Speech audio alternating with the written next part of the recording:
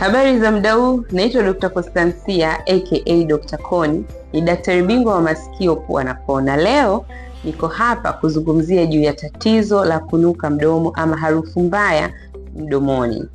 Je, unataka kufahamu kama inatibika na nini sababu ya mtu kutoa harufu mbaya kutoka katika kinywa? Basi usiache kusubscribe, kusambaza ujumbe kwa ndugu jamaa na marafiki, lakini pia usiache kubonyeza notification button. Itakusaidia kila tunapotoa masomo juu ya ENT ama masikio, pua na koo, uwe unapata ujumbe na kuweza kujifunza.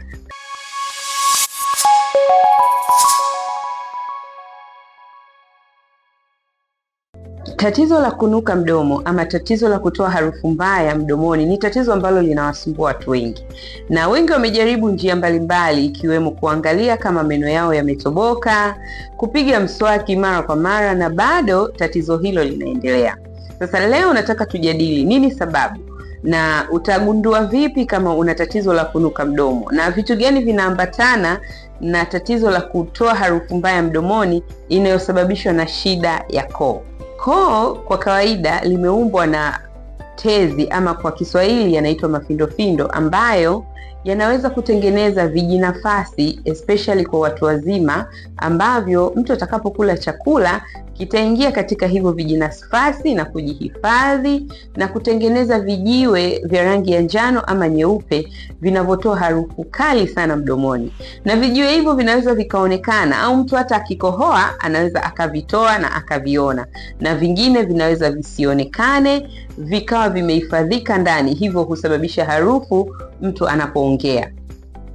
Sasa vinatibikaje? Matibabu ya vitu kama hivi ama harufu mbaya inayotoka mdomoni kwa sababu ya kuwepo kwa hivi vitu katika koo lako inatibika kwa namna mbili. Namna ya kwanza ni kuvitoa vile vitu, ambayo hii hufanyika na daktari wa koo ama daktari wa masikio, pua na koo, yani ENT.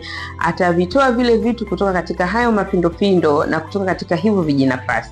Sasa anaweza akatoa baadhi ama kwa kiasi kikubwa, lakini bado vingine vitabaki, lakini pia vitaendelea kukusanyika kama nilivyozungumza kwamba hivi vinatengenezwa kutokana na kula chakula na chakula kuingia kwenye vijinafasi ama kwa kitaalam crypts zilizotengenezwa katika mafindofindo ama katika tonsils zako.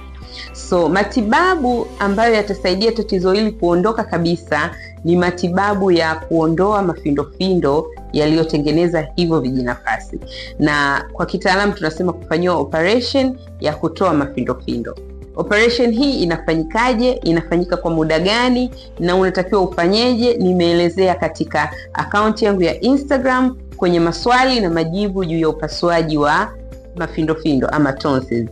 Jina la account ni Dr. Koni. Kwa hiyo nenda kule kama unahitaji kujua zaidi, lakini kama unahitaji kupata huduma ya tatizo la kutoka harufu mbaya mdomoni, unaweza ukachat nami kwa namba zangu za WhatsApp 0718 812 108. Asante kwa kunisikiliza, uwe na wakati mwema.